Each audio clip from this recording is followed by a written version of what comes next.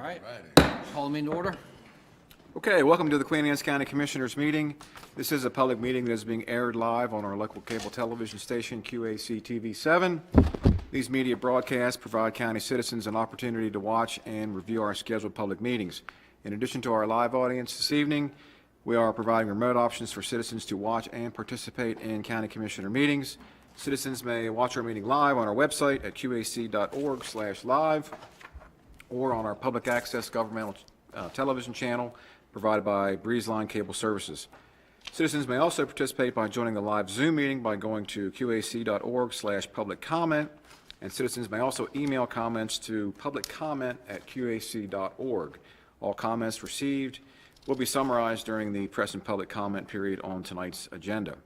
We acknowledge everyone's participation, and by attending, you acknowledge that this session is both recorded and aired.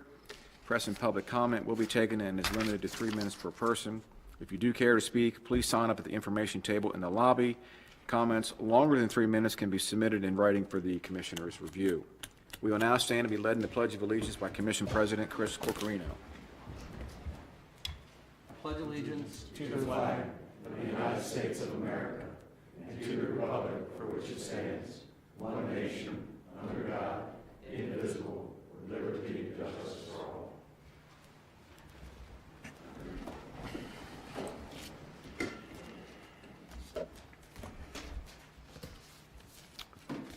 All right, Commissioners, that brings us to the approval of tonight's agenda for our meeting tonight, January 28th.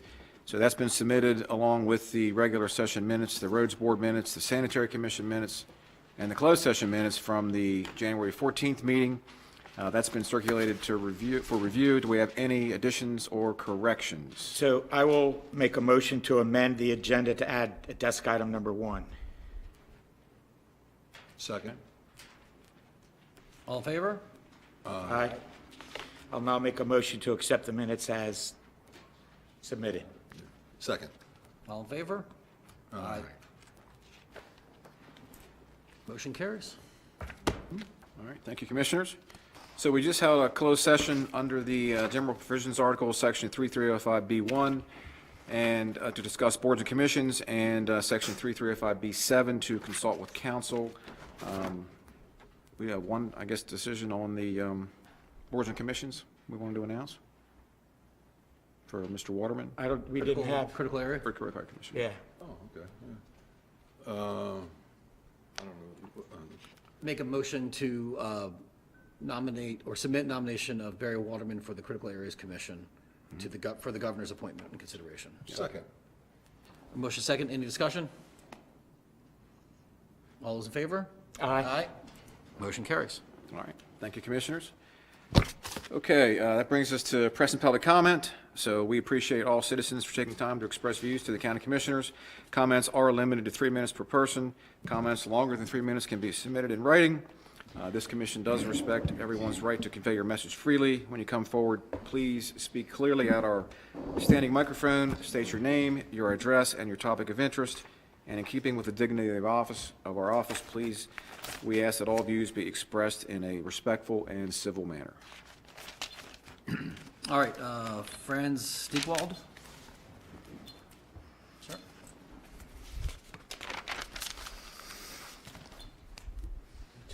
My name is Franz Steigerwald. I live at 541 Suttersville Cemetery Road. Most people call me Frank because they can't pronounce Franz. I have a short statement that I would like to read, and that will explain why I'm here. Okay. And I have copies for everyone if you need it, and if you have any questions, I'll be happy to answer them. I'm here because I need help providing safety for my family. I live on a dead-end road, Duhamel, where Duhamel meets Suttersville Cemetery Road. Vehicles continue to run through the stop sign, through my fence, into my trees, doing property damage and scurrying my family to where they won't even play in the yard. One of the times a car ran into my son's house, and his daughter was in the bedroom while she was sleeping. Another time, a vehicle flew into the yard, pushing the pickup truck into my garage just minutes after my granddaughter walked through the yard in the exact same spot. The accident caused the truck to be totaled and did a lot of damage to my garage door. Fire Chief Buck Clow was killed at the same intersection in a car accident. I have mentioned only a few accidents that have happened here. There are many more, more than that, excuse me. There have been many more over the decade. I'm a veteran and a lifetime resident of Queen Anne's County. I have raised my family. I have done all that I can think to keep my family safe, but I am unable to stop the vehicles. I'm asking for your help. If it is anything that you could do to help me with this problem, I would greatly appreciate it. So are these happening at night, during the day? Both. The last one occurred, I have the police report here. The last one occurred on the 18th, and that was 4:30 in the morning. And when I heard the crash, I ran out, and the person was getting out of the vehicle. I said, "Stay there, I'm going to call the ambulance for you," and he took off running up the hill.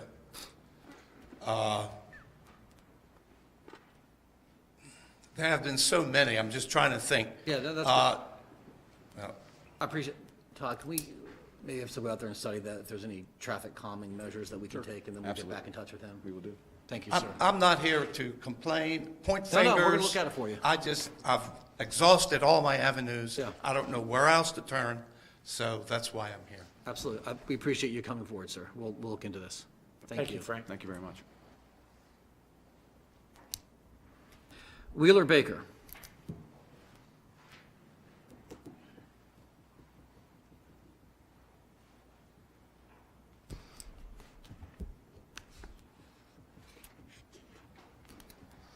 Evening. Wheeler Baker, 1123 Chester, Maryland. I was collecting my thoughts, working up here, what was I going to say? And I thought I'd share with you one of my experiences from years ago. 39 years ago, I was elected as county commissioner with Bill Riggs and Francis Ashley. And as you know, after you get elected, the department heads come in, the different departments, and explain what they do and give you the lowdown. Well, in particular, remember when John Nickerson came in from environmental health. The big problem that we had, one of the things we had to solve was Cloverfield subdivision. It was horrible. I mean, you had raw sewage in the ditches. John told us, you got a problem, but you got 2 years to figure it out. Well, that year we had a wet spring. And in May, he came to talk to us. He said, remember I told you had 2 years? You have to do it now. So, after that gut punch, we kind of tried to figure out what we're going to do. So we got our financial people to work, because when they put the sewer in down on Kent Island, if I'm not mistaken, 90+% of it was paid for by grants, the original sewer system. As we went out and looked, there was zero. There was nothing available. So the only thing we could do was go to New York to the bond market, which is what we did. And we charged, came up with something creative to pay for some of the lots, for the lot owners to pay us a premium that were not developed. As you know, I was married to Holly for the Ewing farm, you know that. And our charge is to come up here to try to convince you that it's a good idea to give us sewer to develop this. KHOV has offered, as you know, to run the sewer line, a main from the farm down to Kent Narrows. A heck of an expense. I can just tell you, if I was sitting in your seat, and the people that are sitting in the seats years to come can benefit from this addition to the county infrastructure. I think it's most important. And I think you should consider that when you take your vote. You should think about what's going to happen down the road as things start to fail, or if something else comes in large you want to do. You never know what's coming. But I think it would be a heck of an addition. It would help a lot, plus the other infrastructure improvements they're going to make. I think you'd have a nice project. And that'll conclude my comments. Thank you. Mitchell.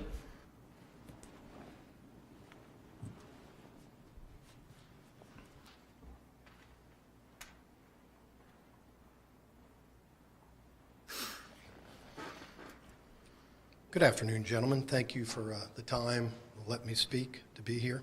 My name is Mitchell Andrew, and I'm a lifelong Queen Anne's County resident, and I'm here as the family representative of the Ewing Farm.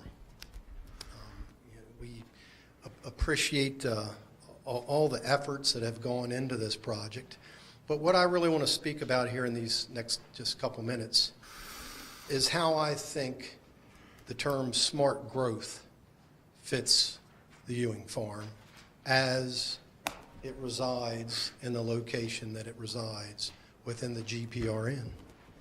So in my 25 years of running a small business on Kent Island, I've had lots of conversations with the public about population growth. What should we do with it? Are you for it? Are you against it?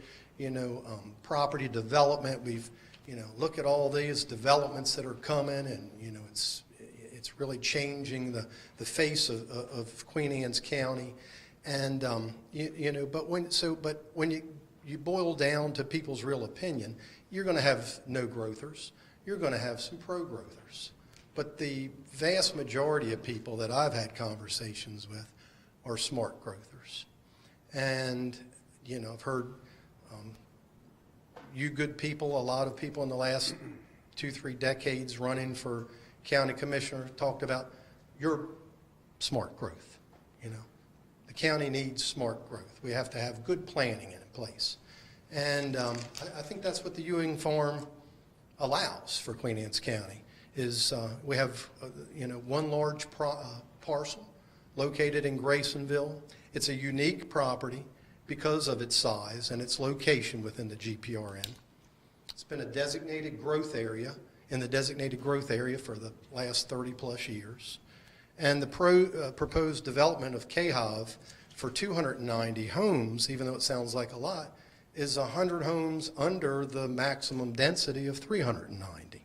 So they're trying to lay out a nice project with nice homes that will benefit 290 families in Queen Anne's County. Okay. The property has no critical areas to speak of. It has no non-tidal wetlands. It's located right across from an elementary school, which, by the way, was carved out of the Ewing Farm. Okay. So when you look at all of that, it's got roads on 3 sides.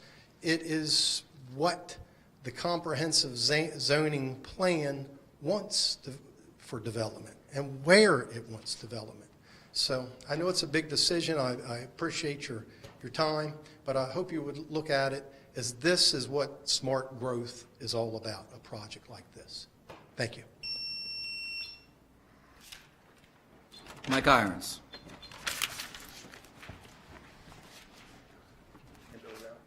Thanks, Mike. Yeah, good afternoon, good evening. My name is Mike Irons. I'm a Queen Anne's County resident, and I'm also the division president of Canadian Homes. We're also the applicant on the Ewing Farm, which is in front of you this evening. What I handed out to you, and I want to reiterate a few things, make it really clear from our presentation we did in December when we were here before you.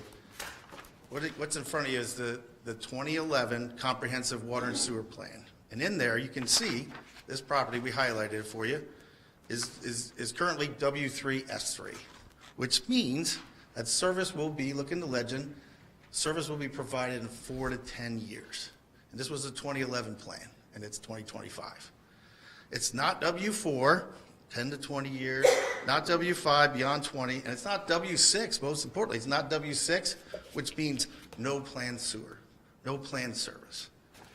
There is water and sewer. If you look at the sewer plan, page 2, there's sewer on all 4 sides. All 4 sides of this property currently have county sewer service. 3 sides have water service. So it's not like this is a new concept. We are where water and sewer is.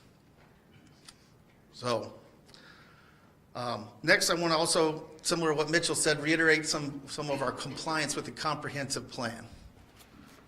We're in the Graysonville growth area. As Mitchell said, the GPRN, we're 100% compliant with the zoning. We have no waivers, no zoning requests, no anything. We're 100% compliant with the zoning, and we have 100 less units density than what we could achieve in that particular zone. And lastly, I want to touch on a little bit on the affordability that we talked about. We are proposing an affordable product. The need for the affordable homes in the comprehensive plan is mentioned 142 times. 142 times it's mentioned. So we feel we're filling a need. I also want to mention that I understand from some of the commissioners recently, there's a concern about the fiscal impact of schools from our community. I want to point out that the APF standards are a capacity standard. That's the rules. It's capacity. It's not a fiscal impact study. It's a capacity study. We're certainly willing to do that. That comes as our next step. But fiscal impact of a school, of a community on schools is not a new, that's a new requirement. Respectfully, that's not how the rules work. We can't make up new rules as we go along. So I guess that's the end of my comment. I appreciate your time. Thank you. John Valani. Good evening, John Vigliani. I live at, excuse me, 15006 Carrollton Road in Rockville, Maryland. Could you speak up? I live at 15006 Carrollton Road in Rockville, Maryland. I just wanted to come up and say thank you for hearing us last December, and I look for your support. We have followed all of the advice, rules, and all of the things that the Office of Planning had asked for, and the other commissioners and the other agencies that wanted us to do certain things.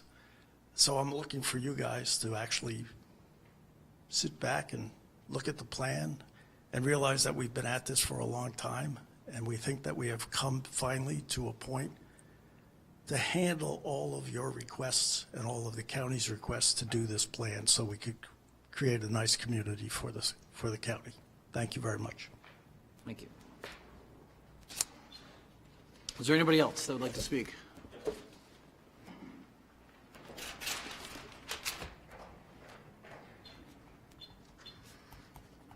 Oh, Thanks, Jay.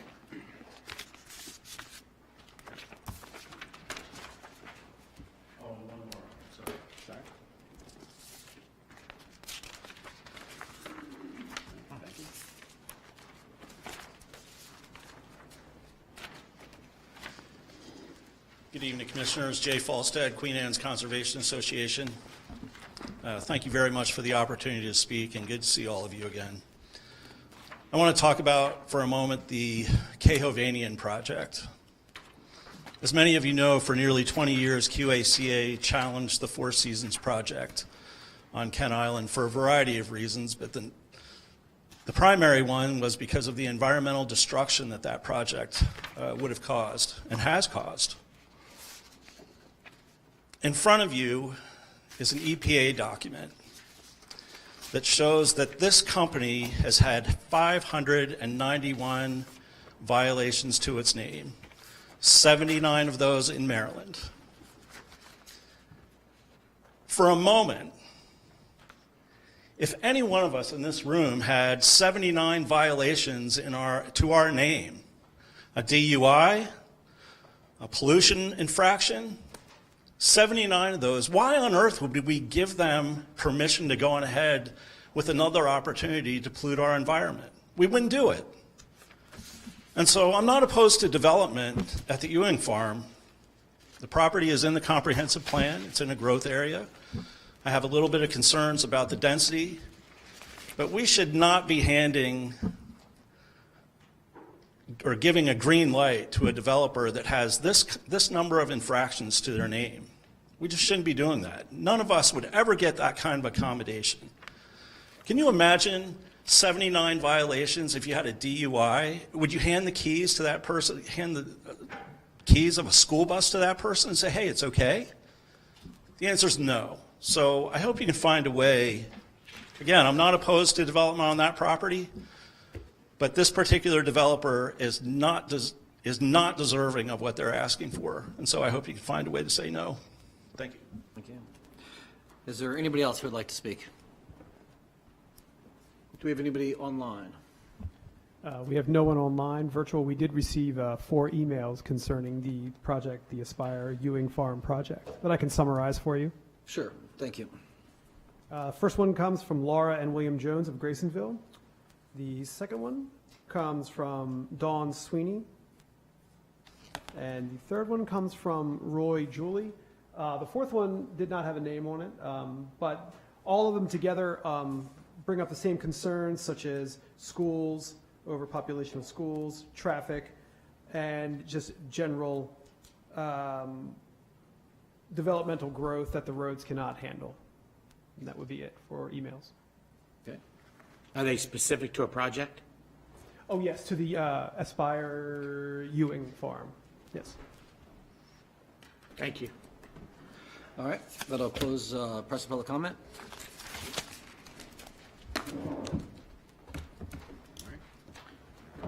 All right, Commissioners, moving into the presentations portion of our meeting this evening. If you want to turn to tab number 6.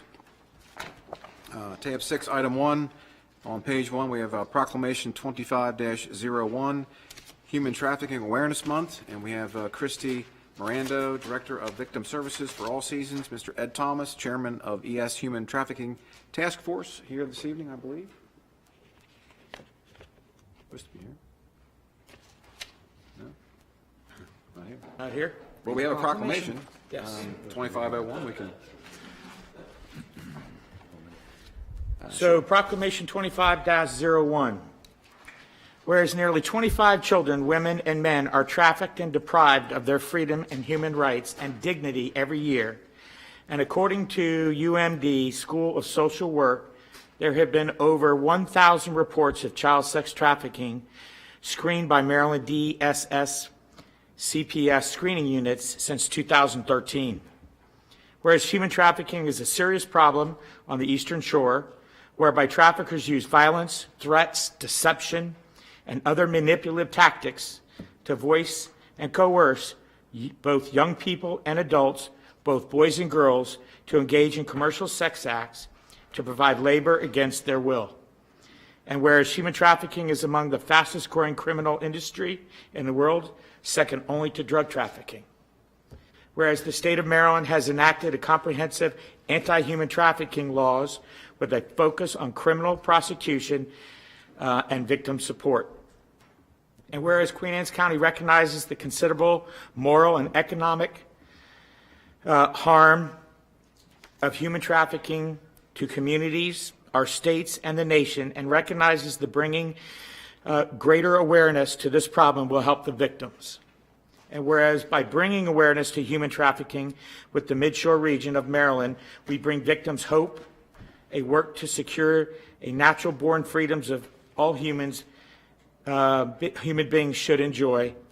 And whereas Queen Anne's County recognizes that increased public awareness and education with our community will provide more opportunities to recognize and aid in the fight against human trafficking. Now, therefore, we, the Commissioners of Queen Anne's County, do hereby declare the month of January Human Trafficking Awareness Month and urge all citizens to actively work toward the eradication of human trafficking.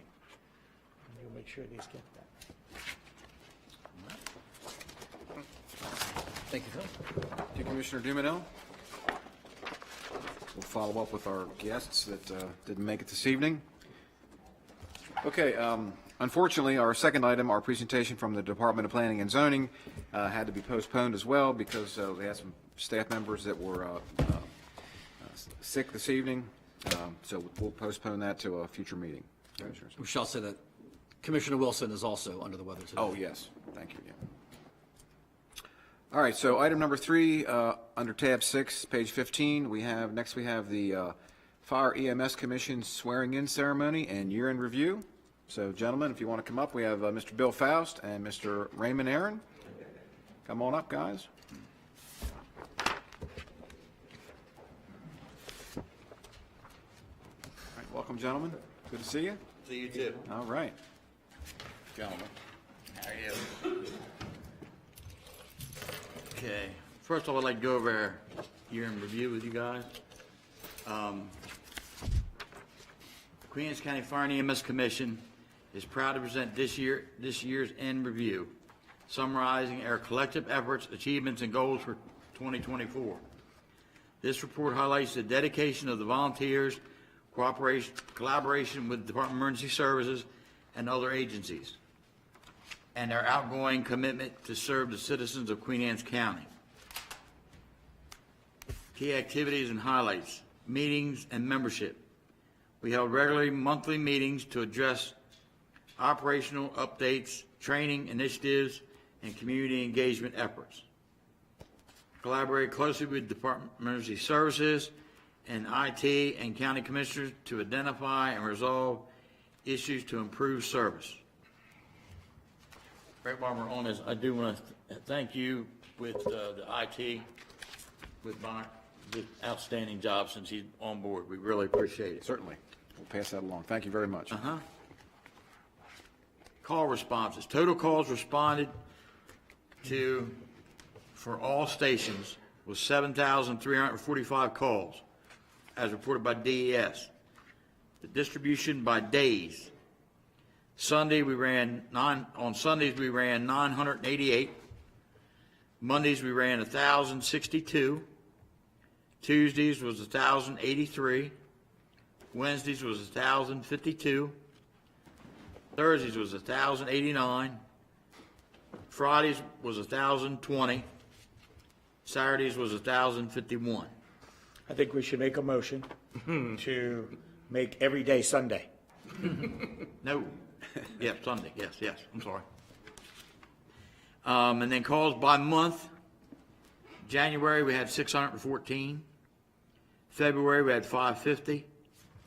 March we had 574. April we had 568. May we had 648. June we had 644. July we had 659. August we had 616. September 562. October 651. November 644. And December 618. Drills and training.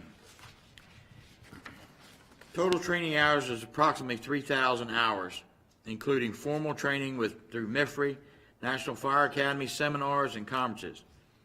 Extensive company level training sessions as well.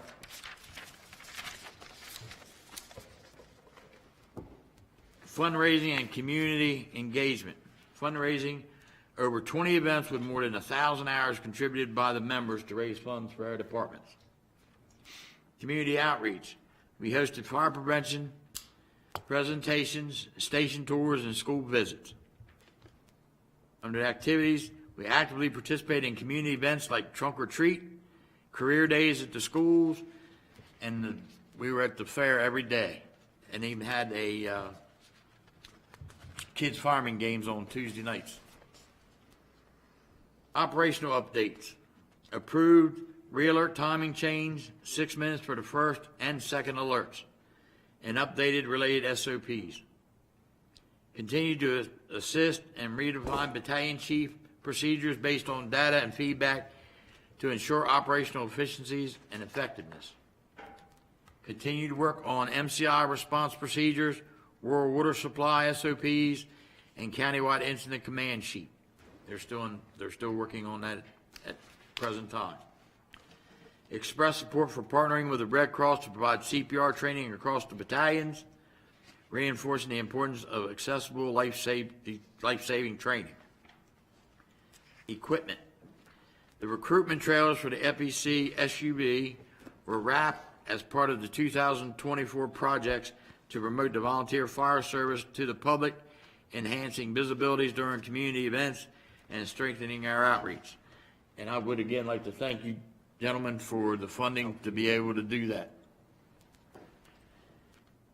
Explore grant opportunities for further turnout gear and additional AEDs. That's still a work in progress.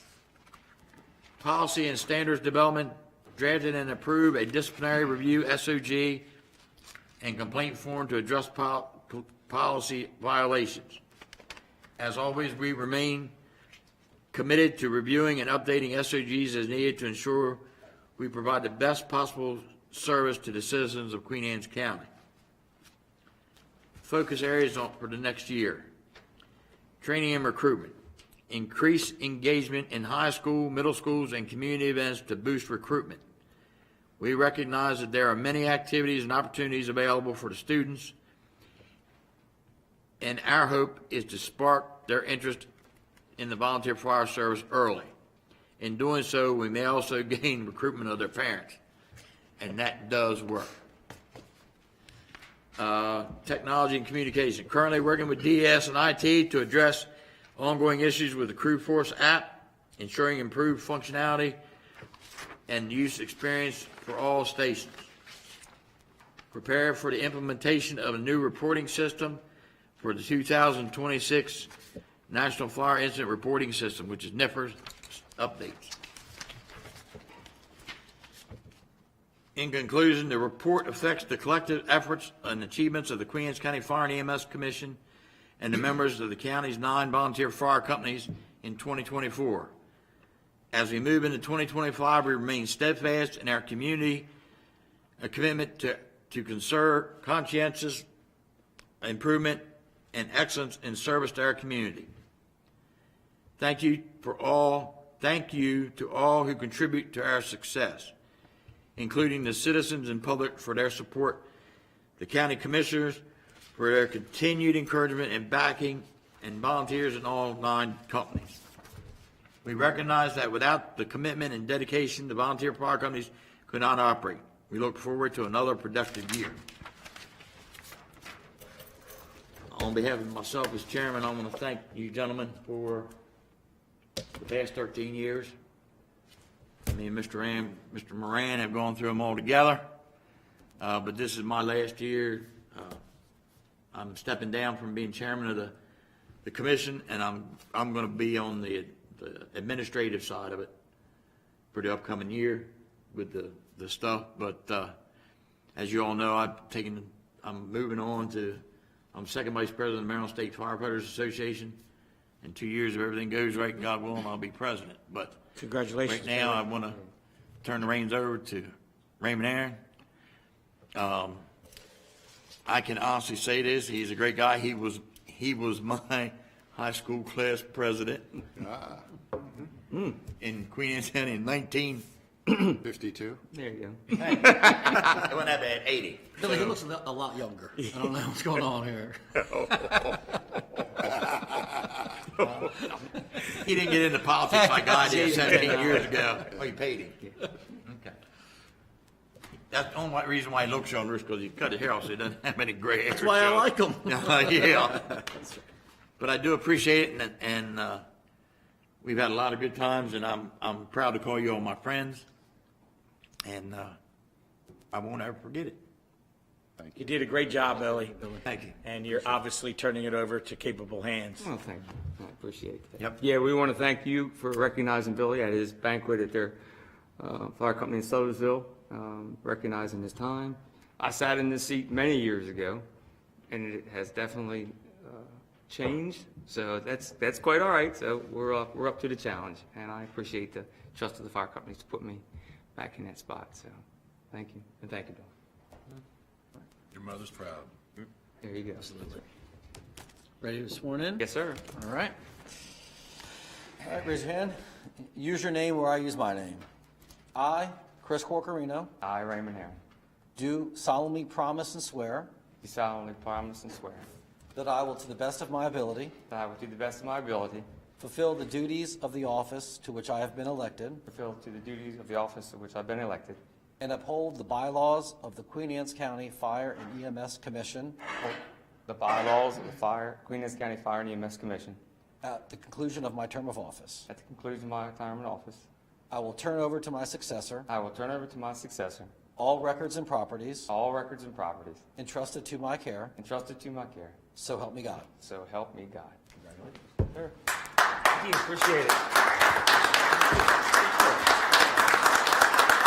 We got a full room, so I will just say thank you and we'll be in touch.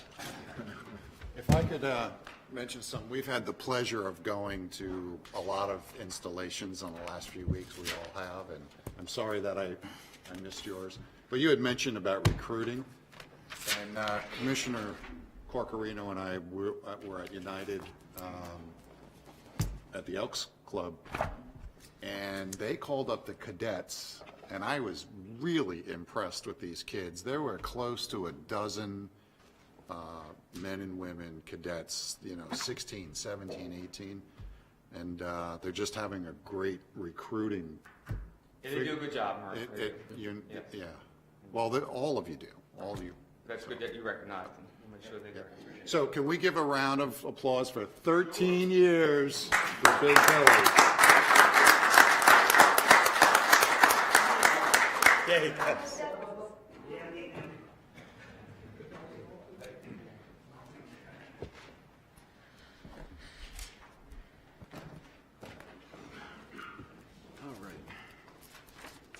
Commissioners, next up, we have the legislative portion of the agenda. So if you want to turn to tab number 7. So tab number 7, we have 2 items there. So we have comprehensive water and sewer plan, public hearing decision for 2 projects. The first one is the Barnstable on the Lowry Farm. The public hearing was held for that project on December 10th, 2024. Proposals for 82 townhomes located on Main Street in Chester. The allocation necessary to support the development is 20,500 gallons per day, and they are requesting a map amendment only at this time from S3W3 to S2W2. All right, do we have a motion on that? So before we start with that, I'd like to just explain to the public what can transpire. When we call this vote, naturally, a majority, a 3-2 majority, moves forward in voting in favor of yes, or 3-2 voting negatively, and a no kills it for a year. No vote at all allows the applicant to come back in 3 months and reapply, and in that same time frame, the commissioners would be asking for some more information about the financial impacts and positive and or negative. So Commissioner Corcarino is going to call for a motion on the first one, and then he'll call for a motion on the second one. All right, so I'll call for a motion on the Barnstable property.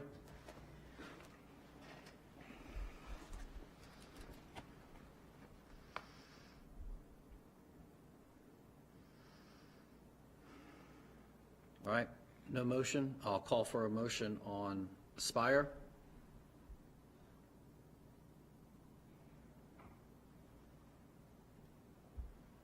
All right, no motion on either one of those. Todd, I think one of the things that we're going to need some additional information, in particular on impact with the school system and not the APFO impact. And I appreciate what Mr. Iron said earlier about the APFO. We're in a different climate now than we were when the APFO law was put into place as far as what the state is pushing down onto the counties for educational requirements. And as we're seeing in the current legislative session, even more being asked of the counties. And when there is going to be a new development, there's new students and significant impact. And I think we need to have a better feel for that. And I apologize to both of the parties that have submitted on these. The timing of this coming over through the holiday season sort of impacted us. But right now, with the information we're getting from the state as to additional costs we're going to have, I think we need to feel through that a little bit more so we're making the right informed decision for the public. Okay. So that's some information that we like the county to get for the commissioners. I will reach out to the applicants and get that information from them, and we will proceed on. Okay.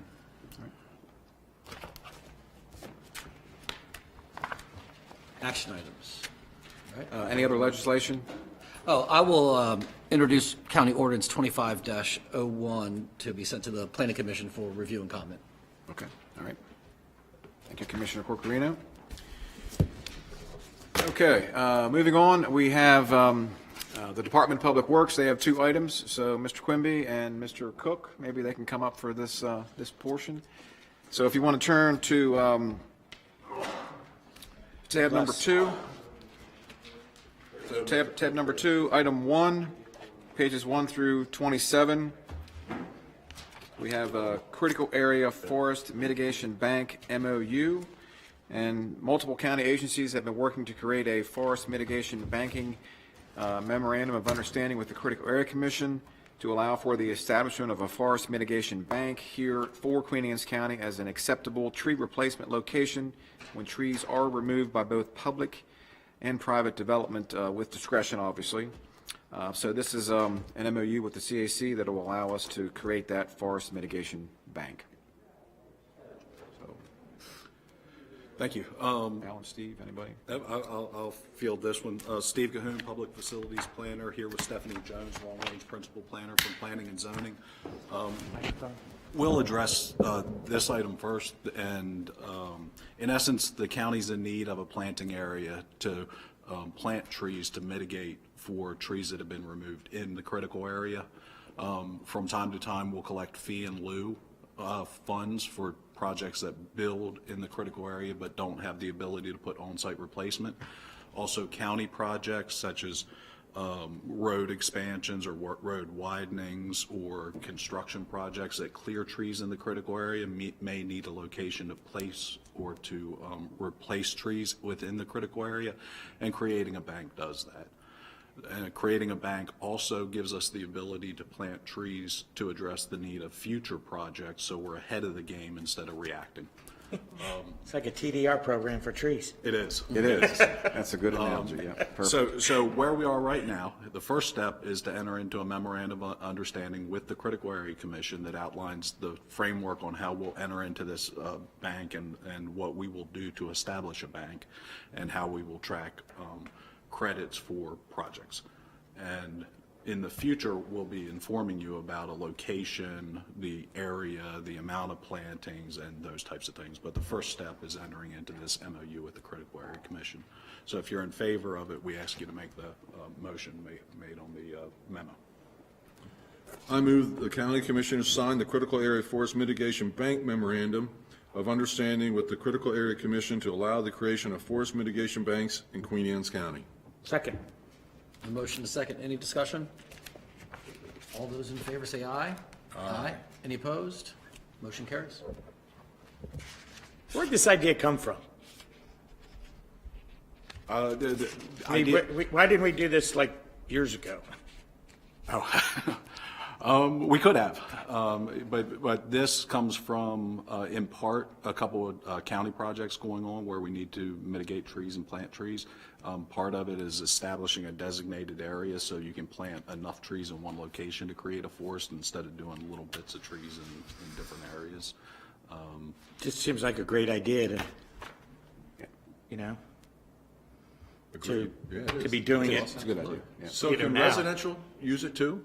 Well, to the extent that, as I mentioned, the fee and lieu, if a project has no alternative on-site to plant trees, Right. and the county accepts fee and lieu, then we have accept the obligation to plant those trees or replace them.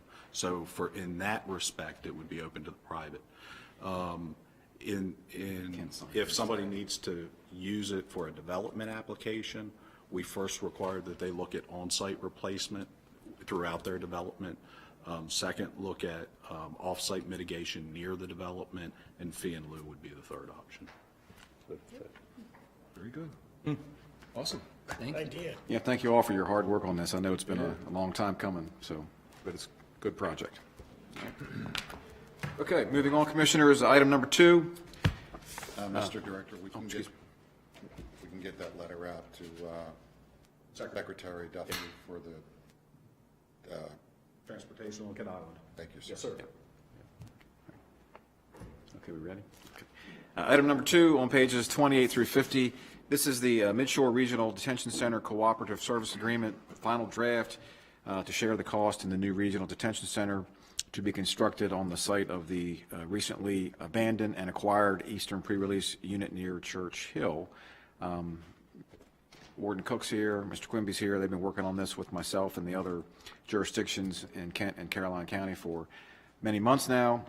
Kent County did sign the agreement earlier today, so they're on board. Caroline County is still reviewing the agreement, and they do plan to have a public hearing, I believe, on February the 4th. But it is ready to go for consideration this evening.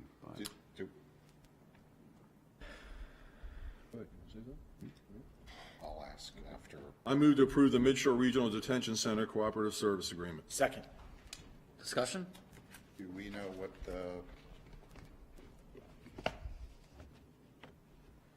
what's up with Caroline? Do we know what their thoughts are? I can say this, and if Alan wants to fill in. When we've had our meetings, we've tried to address all the concerns of all 3 jurisdictions, where Caroline had a number of them. And we addressed them in the meeting, and Alan, the next day, would put those in the revised draft and send it. And, yeah, be careful what I say. But anyhow, you know, we've done what we can do on this end. And they have questions. We've tried to answer them in the meeting. I don't know, you know, sometimes they're getting some information, I don't know from where, that we don't hear at the meetings that we're having. And they come up later, and then they're going to Todd with questions. I thought we've already answered some of those. I know he has on a number of occasions. And, you know, that's where we are. So ongoing discussions. Yeah, I mean, I don't know if it's necessarily a cautious approach on their part, but it just seems that anything we do with them regionally, regardless of what the project is, they seem to be a little bit more cautious about coming on board. And I think that's admirable to the citizens of Caroline County, that they vet everything before they make a decision to move forward on something. Yeah, they're doing their due diligence, and I respect that. Yep. Sure. So when is your next meeting?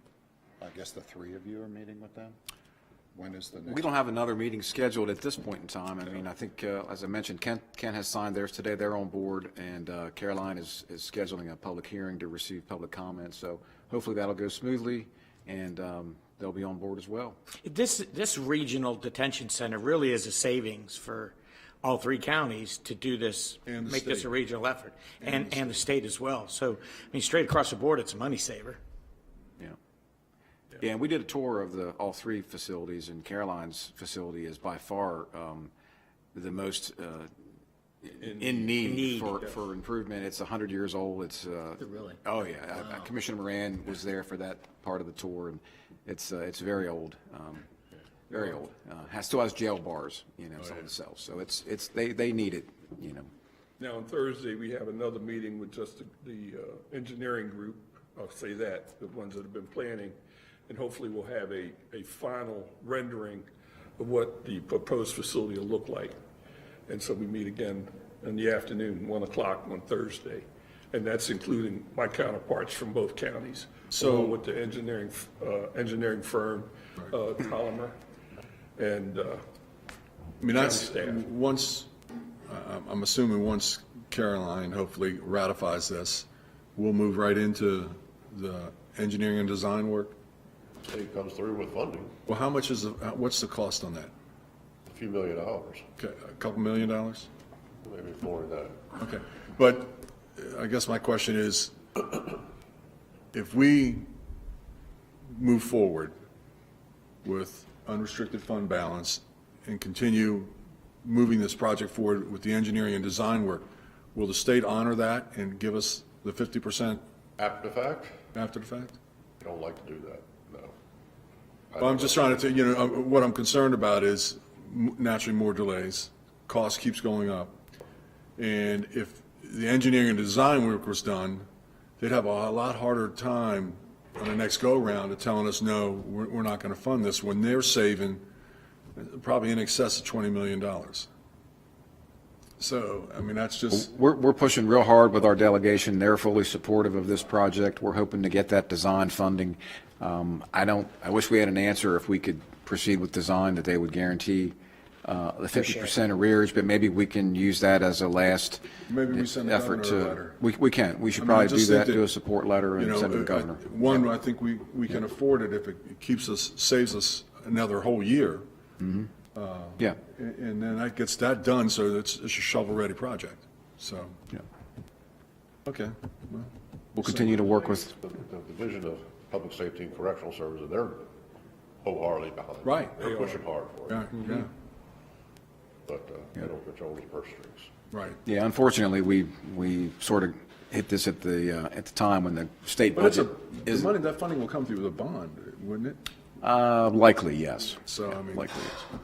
see, like, I get it if it was coming out of general fund, but it's not. It's coming through bond, so we'll see. Okay. I think we had over 16 million granted to the expansion in town, and obviously didn't sit on that money, but we think that would play into Right. consideration too. Yeah. 16 million was our share, or that was the total? That was what had been committed to construct the renovation here in Center by the state. By the state, yeah. State, We match it. so Yeah. 32 million. Yeah. Yeah. Yeah, that was about right. All righty. Thank you for, I mean, this has been I heard about this the second I got here, and it's, you Did you guys get your second? We have been We didn't vote yet. motions are made, right? We got a cranking it motion in out. a second. You read the motion, we just didn't get a second. No, we got a second. We got a second. We didn't have, not to vote. We got a motion, second. Okay. And all in favor? Aye. Aye. Any opposed? Motion carries. All right. All right. Thank you, Commissioners. So we got 2 down, 1 to go. Thank you, gentlemen, too. Right. All right, Commissioners, we have a few action items left to take care of this evening. So if you want to turn to tab number 3 Sit on it. I know they don't. for the action items portion of our meeting. Patrick, you're up. Proclamation. Yeah, okay, so action items, tab 3, item 1, page 1, we have Proclamation 2504. This is for National Burn Awareness Week. Whereas burn injuries continue to be one of the leading causes of accidental death and injury in our beautiful nation, where tragically children, the elderly, and the disabled are especially vulnerable to burn injuries. And almost 1/3 of all burn injuries occur in the children under the age of 15. And whereas in the United States, the CDC reports 398,000 people received medical care for treatment of burn injuries in 2021, with 252,000 deaths from injuries related to hot objects or substances.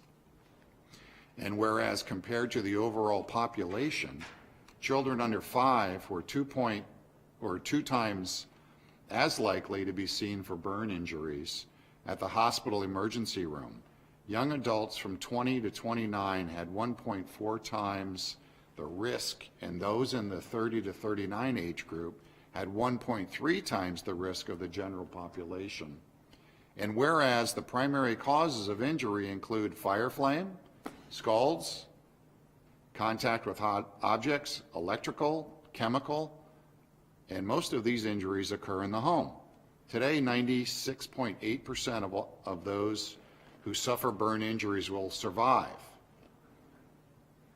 That's the good news. Unfortunately, many of those survivors will sustain serious scarring, lifelong physical disabilities, adjustment difficulties.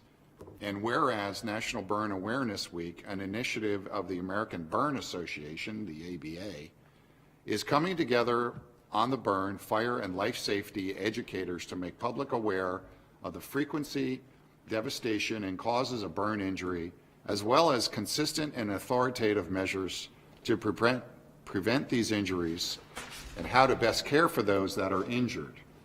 And whereas the theme of the 2025 National Burn Awareness Week is burn prevention where you live, work, and play, preventing burns in the homes, where a common risk of injury exists from the fire injury in the home, and whereas significant research and medical advances have dramatically improved burn care and treatment, aided rehabilitation, shortened hospital stays, and increased burn survival rates. Aftercare support for the physical and emotional effects of burns has also played a key role in the successful reintegration of burn survivors into our communities. Furthermore, burn safety education and prevention efforts continue to reduce the number of people who suffer burns each year. And whereas many people devote their lives and careers to treating, caring for, supporting, and rehabilitating burn injury survivors, including those performing vital work in burn research and development. There are dedicated firefighters, we just had some here, who risk their lives every day to protect others, as well as burn foundations and other life-saving professionals who promote burn injury awareness and prevention. Now, therefore, we, the County Commissioner of Queen Anne's County, do hereby proclaim the week of February 2nd through February 8th, 2025, in the year of our Lord as the National Burn Awareness Week. Signed, the Queen Anne's County Commissioners. All right, thank you, Commissioner McLaughlin. Appreciate that.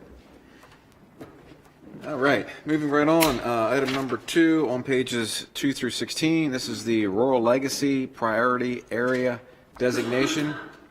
So as you know, Commissioners, Queen Anne's County has 2 existing rural legacy areas, Land's End and Foreman Branch. The Department of Natural Resources requests that a priority be given to one of those 2 areas when applying for grant funding. Last year, Land's End was the priority, and this year, as we normally do, we sort of go back and forth. Staff is recommending the designation of Foreman Branch for this upcoming grant cycle for FY26. And we have Donna Smith and Joe Pippin here if you have any questions. Well, I'll make a motion to choose the Foreman Branch Rural Legacy Area as priority for FY26 funding. You get a second? Yes, second. Second. There you go. I was Questions waiting, on I was this one? waiting for Phil. Yeah. This is cut and dry. Yeah. Yeah, it's real easy. Yeah. Last year, we did get enough money to fund a 211-acre waterfront farm, $1,062,189, and that has 0 county money required to do that. Not too shabby Yes, at all, right? yeah. We did want to highlight, we've gotten all of our mouth offers that we're going to get for 24 and the rural legacy. We were able to secure, that's not including the $1 million that I just told you about. For the overall total for 24, it was $14,399,862. We preserved 23 farms for a total of 3,461 acres. That's the most we've ever done since the program started in. So you need to update that little map thing and send it to all of us again. Yes, well, we keep track of it. Joe and I keep very close tabs on that. We just actually surpassed the 91,000 acre mark in the county for preserved lands, and our comprehensive plan goal is 100,000 acres. So we're 8,000 and some odd acres short of our long-range preservation goal. Yeah, so, and the budget's going to be extremely tight for the next couple of years. We're going to be really down. We're not taking any MALF applications in 2025 because we don't have the budget to do that. They're combining fiscal year 25 and 26. Kim, what's this? So when the next offers come through, I won't be here. Joe will be here. But we're very proud of this. We had touched on the CREP project where you have CREP easements, where landowners that have the filter strips, the grass strips, they're now offering to put them into permanent easements. And we have 9 property owners right now that are interested in doing that. We won't know the acres until we kind of dive into that. And that's 100% state money, 0 county money, which is not, and the state will pay for the survey, the title work, the legal work, everything. So it's 0 money out of landowners' pockets, which is huge. Good. huge. Very good. So, yep, so we're good. I'm trying to, on this, I'm Yes. trying to find, where's that little beach on Land's End Road? Is that where we're talking here? No, That's the other end. That's the, so down by the yellow on the right-hand side, the yellow property is Conquest Beach. Right here. Yeah. Yes. That's behind Mr. Wilson's residence, or kind of around that area. I think he's On referring his to side, oh, the public beach at the park? other- there's a little fishing area that, the other end of Land's End. By Miss Marjorie Reed's. Oh, right at the end of the road, right at the very directly, yeah. Yeah, that's owned by the county roads. The fishing area. All right, we have a motion and a second. All those in favor? Aye. Aye. Any opposed? Motion carries. One quick reminder. Absolutely. I sit on the Maryland Ag Commission Board. On February the 6th is the Taste of Maryland that we organize. There was an invitation sent to the chairman. At the time, it was Jim Moran. Now it's for Chris. But we encourage you all to come to that. That is a very important night for agriculture. It gives us a chance to talk to our local legislators, senators, congressmen. It's very well attended. Last year, we had over 900 people attend the Taste of Maryland, and the governor comes every year. He recognizes the farm family to be inducted in the Hall of Fame. It's a very important event. What's the date on that again? February the 6th. And you can, if you need information about the tickets, let me know. I can shoot you off an email if you'd like me to. The county gets one ticket for free, and then anybody other than that, you have to pay, unfortunately. But it is a very, very important event for Maryland agriculture to connect with legislators and talk about other things too. Right. It's very well attended, so I encourage you to go. I've been going almost 25 years now that we've been doing this. It's the 55th event, and it's gotten bigger. It's at Live Casino.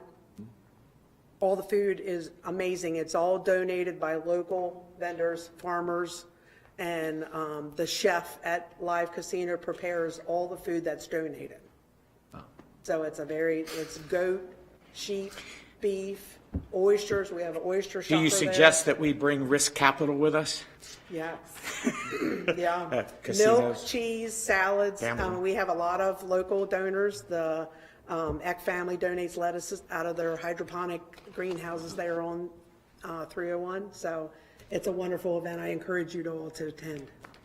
And the public can come too. Anybody can come. It's not just for the county commissioners. It's for anyone that would like to go. So thank you very much. I appreciate your time. Yep. Thank you. Yeah, thank you. Okay, Commissioners, item 3 on pages 17 through 24. This is actually a letter consenting to allow the YMCA to transfer a small portion of property to the town of Centerville.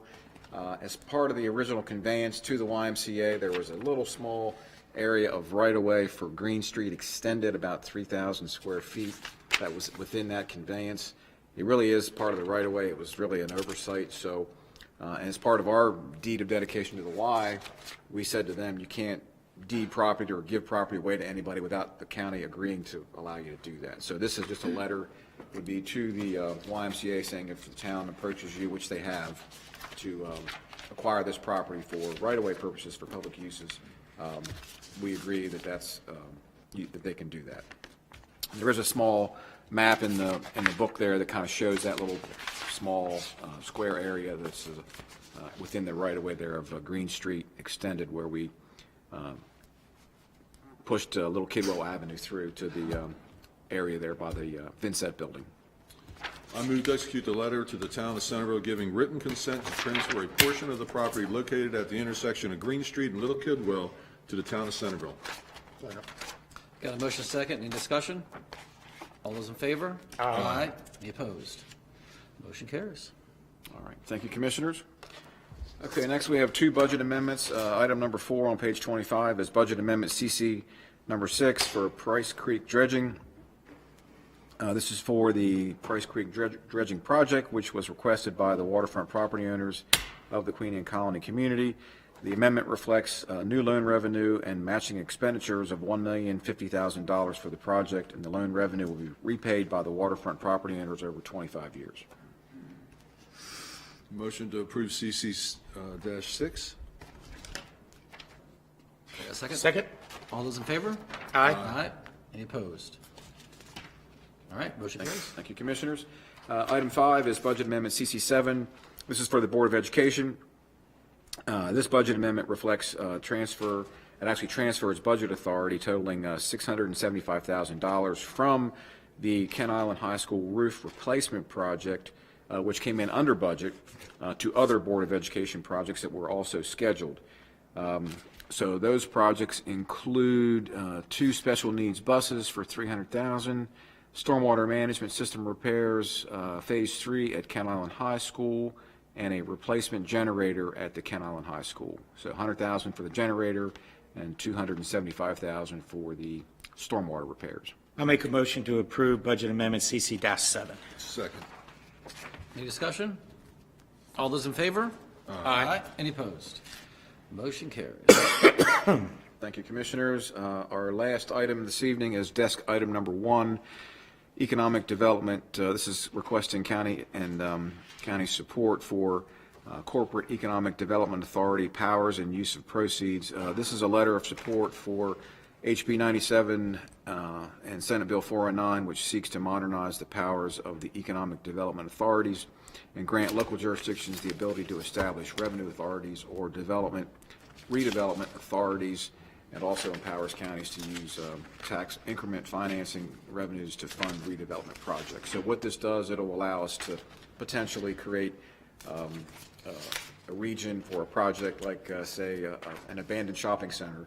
So we could have other interested parties, participate, get loans from the state. It wouldn't be under the county umbrella, but it will allow them to redevelop those properties potentially for economic purposes going forward. So it's enabling legislation only. It doesn't say we have to, but it gives us that tool in the toolbox if it's adopted into law. It could. I move to execute Economic Development County for Municipal Corporation Economic Development Authority powers to use proceeds support letter for House Bill 097 and Senate Bill 409. Second. Motion is second. Any discussion? All those in favor say aye. Aye. Any opposed? Motion carries. All right, Commissioners, thank you very much. That is all of the action items we have this evening. We can move to press and public comment if there's anybody. Anybody online? All right, well, then we'll move on. I have a question. Is this the time for the question? We don't normally take question and answers, but It says public opinion. public comment. Yeah, Public comment. If you have a question, that we'll be happy to meet with you right after the meeting, and we'll be happy to meet and talk to you with your questions after the meeting. If you want to make a public comment, you can, but if it's a question and answer, we'll be happy to meet with you as soon as we wrap up. We'll be done. We're almost done. I want to know what my next step is. Yep, we'll be done in just a few seconds, and be happy to talk with you. Patrick, round table? Just, the point is, as you notice, as people make a comment, we don't comment with them, so don't take it personally. You follow? I just wanted to show this plaque that the county commissioners, but really the taxpayers, received at the Goodwill installation last week or 2 weeks ago, addressed to the commissioners for their support of our great fire departments and our first responders. I wanted to say thank God that nobody was killed at the cannabis explosion on Kent Island. The way I understand it, talking to the first responders, that they were able to get out the door knowing that the butane was going to explode. And there were 3 minor injuries, but we're just thankful that it wasn't worse than it is. And with that, I'll pass my time. Just want to pass along, the installation of officers for the firehouses. All 9 of them have been going on, and I was able to hit 2 of them the last couple of weeks, Sudlersville and Graysonville. Appreciate everything that our volunteers do for us, and wish them the best of luck and stay safe. And donate. Donate to the firehouse, please. There you go. Of course. Just to pigtail on Jim's comment and, of course, Patrick's, I shudder to think that what it would cost us taxpayers if we had a career-paid fire service here in Queen Anne's County. You're talking about millions of dollars a year burden on our taxpayers in order to pull that off. So we're very, very fortunate. And it's safe to say that a lot of the volunteers over here are actually career across the bridge or in Delaware. And they choose to, on their free time and their time away, to serve and train our young cadets here in our county. So again, a lot of this installation of officers, as my fellow commissioners have mentioned, have been taking place over the last month, 6-8 weeks. So just when you get an opportunity, if they're selling raffle tickets or they're having a fundraiser or they're doing anything at their firehouses to help pay the bills and buy equipment, reach in your pockets and do what you can to help out, because they are saving us a lot of money. That's all I have. All right. Just want to remind all the citizens that the General Assembly is in session. And so if you were emailing us, calling us, showing up at meetings during the budget season last year, saying we need more money for education, and we explained to you what the blueprint was and the pressures put onto the county spending, and you said, what can you do? Now's your time. Go to the General Assembly, call your senator, call your delegate, call someone who's not your senator, not your delegate, and tell them that the blueprint needs reform, that we need more money for the local governments. There is legislation now where they're trying to actually scale back what the state's going to contribute, not so much what the county has to contribute. Ours is going up. So the cost of educating our students is very expensive, and the state is doing its best to make it more expensive. But not only that, is they don't just put that burden on us, but when they're trying to balance their budget, they say, what other costs, not just education, can we make the county pay for? Whether it's by mandate or by them cutting back. How much have they cut back on their highway funding? For these Highway user revenues, we used to get. Oh, I can remember my 5, 6. first term, we got $6 million. Right. Now we're down to, less than $1 million. Right, and 5 or 6 million back when our budget was about 100 million. Yes. So it was like 6% of our budget, and now it's less than 0.5%. And the state's own funding for keeping up the state roads on the Eastern Shore has been drastically cut as well. Roads are a mess right So now. when you see those roads that are a mess in the state, remember, it's a state road, it's not a county road. We try to keep up on our roads, but those pressures continue to come onto the counties. We have been fortunate in Queen Anne's County to be weathering the storm a bit. But as we're in this budget cycle coming up with the county budget, people are going to ask, where's the money? We've been increasing, the state's been decreasing. So if you don't like that, now is your time. Go talk to the General Assembly while they're in session so they can change something. Anybody else got anything? I think in simplest terms, for the folks that are going to be watching in the future or watching tonight, that in 2023, the cost per pupil to educate in Queen Anne's County was just over $15,000.